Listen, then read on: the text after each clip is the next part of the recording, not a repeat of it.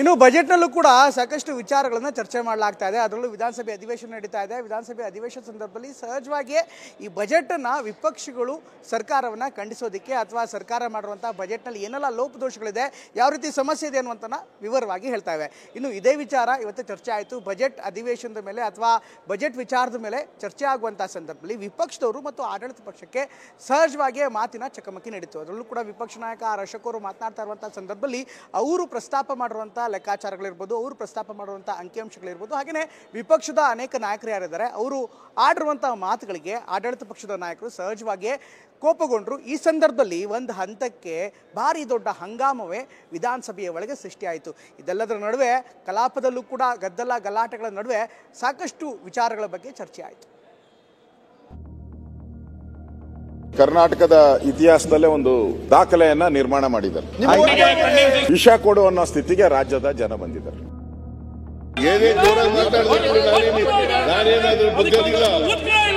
Monitor ಮಾಡಲಿಕ್ಕೆ ಕೊಟ್ಟಿದ್ದೇವೆ, ಅದರಲ್ಲಿ ಇಲ್ಲ ಅಂತ ನಾನು ಹೇಳೋದಿಲ್ಲ. ಕಾಂಗ್ರೆಸ್ ಸಮಿತಿಗಳ ಕೆಲಸ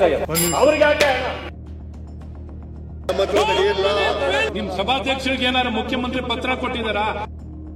ಅವ್ರು ಹುಷಾರಿಲ್ಲ ಪತ್ರ. ಬಜೆಟ್ ಅಧಿವೇಶನದಲ್ಲಿ ಆಡಳಿತ ವಿಪಕ್ಷ ನಾಯಕರ ಮಧ್ಯೆ ಭಾರಿ ವಾಗ್ಯುದ್ಧವೇ ನಡೆಯಿತು. ಗ್ಯಾರಂಟಿ ಅನುಷ್ಠಾನ ಸಮಿತಿ ರಚನೆ ವಿಚಾರವಾಗಿಯೂ ತೀವ್ರ ಜಟಾಪಟಿ ನಡೆಯಿತು.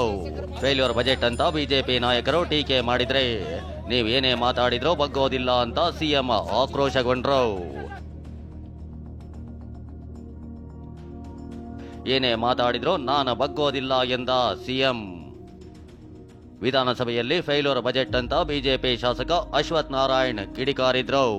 ಇದಕ್ಕೆ ಗರಂ ಆದ ಸಿಎಂ ಸಿದ್ದರಾಮಯ್ಯ, ನಿಮ್ಮ ನಾಟಕೀಯ ಮಾತಿಗೆ ಬಗ್ಗೋದಿಲ್ಲ ಅಂದ್ರು.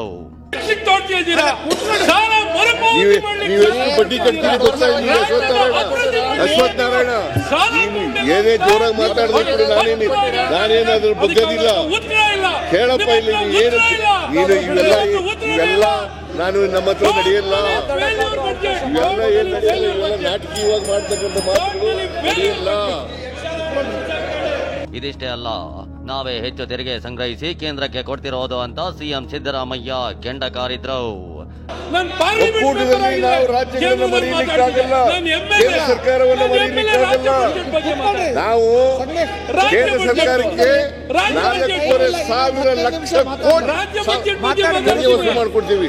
4,500,000 ಲಕ್ಷ ಕೋಟಿ ತೆರಿಗೆ ವಸೂಲು ಮಾಡ್ಕೊಡ್ತೀವಿ. ನಾವು ಬರ್ತಕ್ಕಂಥದ್ದು ಕೇವಲ ಒಂದು 51,000 ಕೋಟಿ ಬರ್ತಕ್ಕಂಥದ್ದು.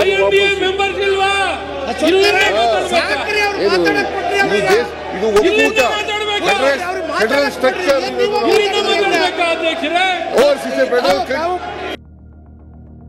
ಸಾಲ ಮಾಡೋದ್ರಲ್ಲೇ ಸಿಎಂ ದಾಖಲೆ ಎಂದ ಅಶೋಕ್.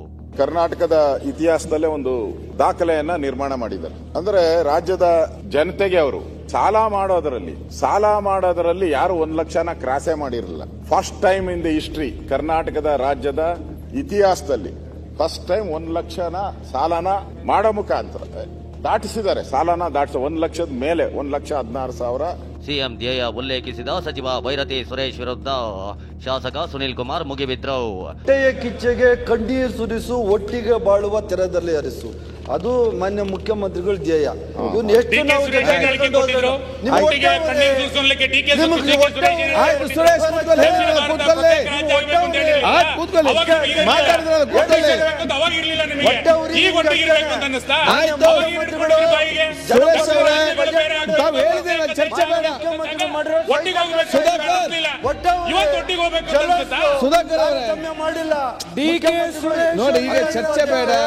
ನೀರು ಕೊಡು ಅಲ್ಲ ವಿಷ ಕೊಡು ಅನ್ನೋ ಪರಿಸ್ಥಿತಿ ರಾಜ್ಯ ಸರ್ಕಾರ ತಂದಿಟ್ಟಿದೆ ಅಂತ ವಿಪಕ್ಷ ನಾಯಕ ಆರ್ ಅಶೋಕ್ ಆಕ್ರೋಶ ಹೊರಹಾಕಿದ್ರು.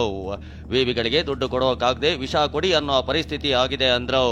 ಒಂದು ಗುಟ್ಕು ನೀರು ಕೊಡು, ವಿಲ್ಸನ್ ಕಟೀಲ್ ಅಂತ ಹೇಳಿಬಿಟ್ಟು ಅವರು ಹೇಳಿದ್ದಾರೆ.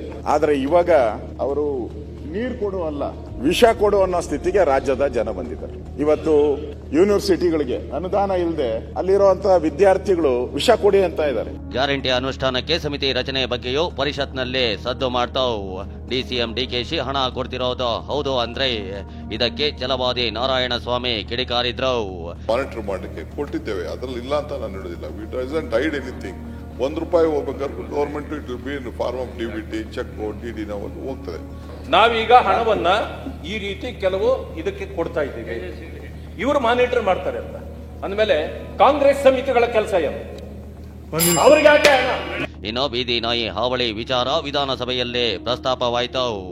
ವಿಧಾನಸೌಧದ ಆವರಣದಲ್ಲಿ ನಾಯಿ ಮತ್ತು ಹಾವುಗಳಿಂದ ಆಗ್ತಿರೋ ಸಮಸ್ಯೆ ಬಗ್ಗೆ ಶಾಸಕ ಸತೀಶ್ ರೆಡ್ಡಿ ಪ್ರಸ್ತಾಪ ಮಾಡಿದ್ರು. ಪರಿಶೀಲನೆ ನಡೆಸಿ ಕ್ರಮ ಕೈಗೊಳ್ಳಲಾಗುತ್ತೆ ಅಂತ ಸಚಿವ ದಿನೇಶ್ ಗುಂಡೂರಾವ್ ಭರವಸೆ ಕೊಟ್ಟರು. ಅಪಾರ್ಟ್ಮೆಂಟ್ ಕಾಂಪೌಂಡ್ ಒಳಗಡೆ ಎಲ್ಲ ಕರ್ಕೊಂಡ್ ಬರ್ತಾ ಇದಾರೆ, ಅದನ್ನ ತಕ್ಷಣ ಕಂಟೈನ್ ಮಾಡಿ ಹೊರಗಡೆ ತಗೊಂಡು ಹೋಗ್ಬೇಕು. ಅದನ್ನ ಸಭಾಧ್ಯಕ್ಷರೇ, ಈಗ ಬೊಮ್ಮನಹಳ್ಳಿ ಕ್ಷೇತ್ರ ಶಾಸಕರು ಬಹಳ ಪವರ್ಫುಲ್ MLA, ಅಲ್ಲಿ ಏನು ಅವ್ರು ಗೊತ್ತಿಲ್ಲದೇನೆ ಯಾರು ಒಂದು ನಾಯಿ ಕೂಡ ಅಲಾಡಕ್ಕಾಗಲ್ಲ. ಮನೆ ಸಭಾಧ್ಯಕ್ಷ ಇದು ಖಂಡಿತ ಅವರ 0 ಅವರ್ ಏನು ಅವರು ವಿಷಯ ತಗೊಂಡ್ಬಂದಿದ್ದಾರೆ, ಅದ್ರ ಬಗ್ಗೆ ಕ್ರಮ ತಗೊಳ್ಳೋದಕ್ಕೆ ನಾವು ಕೂಡ ಹೇಳ್ತೀವಿ. ಸದನದಲ್ಲಿ ಕಾಂಗ್ರೆಸ್ ಸದಸ್ಯರು ಹೆಚ್ಚಿನ ಸಂಖ್ಯೆಯಲ್ಲಿ ಇರಲಿಲ್ಲ. ಇದರಿಂದ ಬಿಜೆಪಿ ಶಾಸಕ ಅಶ್ವಥ್ ನಾರಾಯಣ್, ಆರಗ ಜ್ಞಾನೇಂದ್ರ ಅಧಿವೇಶನ ಯಾಕೆ ನಡೆಸಬೇಕು ಅಂದ್ರು. ಮುಖ್ಯಮಂತ್ರಿಗಳಿರ್ಬೇಕಾಗ್ತದೆ, ಹಣಕಾಸು ಅವರು ನಿರ್ವಹಣೆ ಮುಖ್ಯಮಂತ್ರಿಗಳೇ ಇರಬೇಕು. ಸಿದ್ದರಾಮಯ್ಯ ಇರುವಾಗ ಮುಖ್ಯಮಂತ್ರಿಗಳಿಲ್ದೇ ಮಾತಾಡೋದಿಲ್ಲ ಅಂತ ಕೂತಿದ್ರು ಅವರು. ಇದರ್ಥ ಏನು? ನೋಡ್ತಾರೆ ಬಿಡಿ, ಅವರು ನೋಡ್ತಾರೆ. ಅಧಿಕಾರಿಗಳಿಲ್ಲ, ಡಿಪಾರ್ಟ್ಮೆಂಟ್ ಅಧಿಕಾರಿಗಳೆಲ್ಲ ಪತ್ರ ಕೊಟ್ಟಿದಾರ, ನಮ್ಗೆ ಹುಷಾರಿಲ್ಲ, ಮುಖ್ಯಮಂತ್ರಿಗಳನ್ನ ಬರಲ್ಲ ಅಂತ. 6 ಜನ ಅಲ್ಲ ಸರ್, ನಿಮ್ ಸಭಾಧ್ಯಕ್ಷರಿಗೆ ಏನಾರ ಮುಖ್ಯಮಂತ್ರಿ ಪತ್ರ ಕೊಟ್ಟಿದಾರ? ಮಾತಾಡಬೇಡಿ, ನಮ್ಗೇನೋ ಹುಷಾರಿಲ್ಲ, ನಾನು ಬರ್ಲಿಕ್ಕಾಗಲ್ಲ. ಸದನದಲ್ಲಿ ಮುಖ್ಯಮಂತ್ರಿ ಸಿದ್ದರಾಮಯ್ಯ ಅನುಪಸ್ಥಿತಿಗೆ ಶಾಸಕ ಅಶ್ವಥ್ ನಾರಾಯಣ್ ರೋಷಾವೇಶಗೊಂಡ್ರು. 15 ಜನ ಮಂತ್ರಿ ಇದ್ರೆ ಕರೆದುಕೊಂಡು ನೀವೇ ಹೇಳ್ತೀರಿ